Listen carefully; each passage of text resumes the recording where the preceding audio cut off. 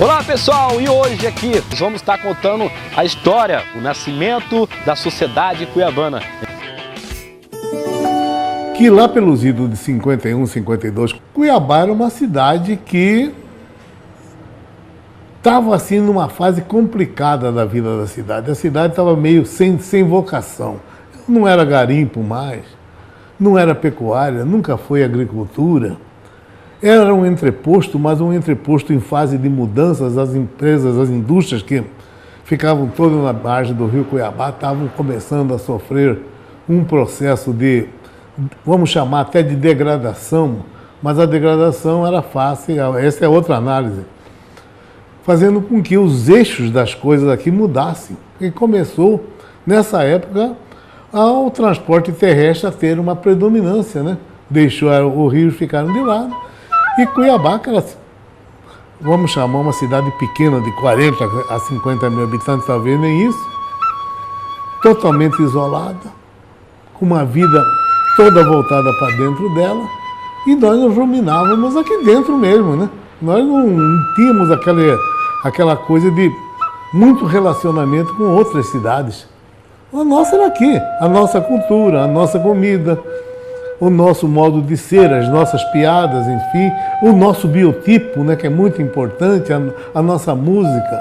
Enfim, tudo era nosso aqui. Nós não estávamos importando. Quando importava era algum francisismo assim, de alguém que estudou na França e vinha de lá tocando por Elise, alguma coisa assim, que não cabia dentro do nosso limpa-banco, do nosso rasqueado, da nossa siriri, do nosso cururu, da nossa carne com mandioca, enfim, do peixe com banana verde, da mojica. Nós tivemos um período aí, como a gente está repetindo aqui, né, que a cidade foi bastante, foi invadida praticamente, né, foi bastante agredida, foi um impacto muito forte. Mas ela vinha se mantendo com uma característica, com um desenho próprio, né, desde a fundação, né, até agora, por volta da década de 50, de 60, ela mantinha, você vê, eu quando tinha 10 anos, Cuiabá tinha 60 mil habitantes.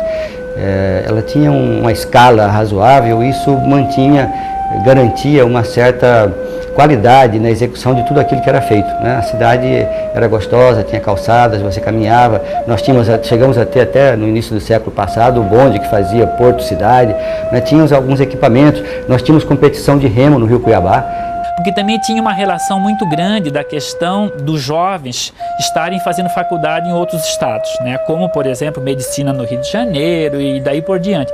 Então havia toda essa relação de ida e vinda dos jovens e isso fazia com que essa moda ficasse bastante móvel e atual. Teve uma época que nós não tínhamos comunicação nenhuma mesmo.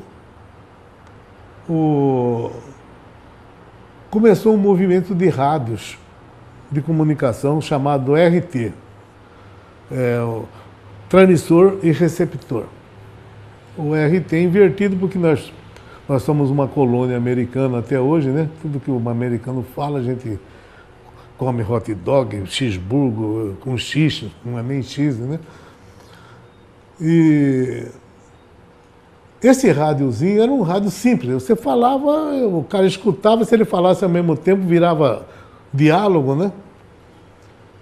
E quando assustou, nós tínhamos uns 400 e poucos rádios dentro do estado. Esses rádios falavam todos os 400, todos os dias. E um dos pontos de encontro era lá em casa. Vamos chamar, hoje teria um nome bonito, seria o encontro virtual, né? E como Cuiabá era a cidade que tinha mais recursos, os problemas caíam todos aqui, né? Conclusão, papai teve um problema que ele ficou uns 4, 5 anos sem a gente conseguir fazer papai trabalhar, né, pô? Nós tínhamos que ficar correndo, porque, papai, vamos fazer. Não, pai, eu tenho que arrumar um avião, tem uma mulher parindo em tal lugar, assim, assado, mas tem um avião voando de tal lugar para tal lugar, já consegui falar com o piloto, ele está saindo de uma fazenda no Pantanal de Corumbá, mas ele vai pegar essa mulher em Ponte de Lacerda. Quer dizer que o serviço que fazia isso era tão grande que não deixavam tempo para ele. E outra coisa, era um negócio assim da faixa de 15 a 18 horas por dia, né? E lá em casa ficou um Deus nos acuda, que todo esse pessoal que estava aqui, que ia lá para cá, terminava almoçando, passando o dia inteiro lá em casa, porque enquanto não resolvia o problema, ninguém saía, né? Nos anos 40, vamos dizer assim, lá nos idos dos anos 30, quando a nossa relação comercial era via Bacia do Prata, já não era diferente, não é verdade? Então as revistas vinham, os produtos vinham, você tinha os mascates, você tinha os libaneses naquela época que já tinha, como até hoje ainda tem muito essa relação, por exemplo, hoje da Ásia, né, da China. Na época tinham os mascates, os turcos, e faziam exatamente esse papel. E o público, mesmo estando na selva, mesmo estando dentro do espaço que vocês conhecem, do contexto em relação geográfico, que eu estou falando, a distância, queriam consumir, por exemplo, um bom pente, né, uma boa seda, um bom botom, né, os botões eram de chifre, de marfim, de madrepérola, e daí por diante. Então é interessante você ver que não muda, né? Hoje, por exemplo, os produtos de beleza, por exemplo, os hidratantes, enfim, tudo relacionado com tecnologia, no ponto de vista, vamos dizer, equipamento. Então, você está sempre relacionado, né, com esse efêmero.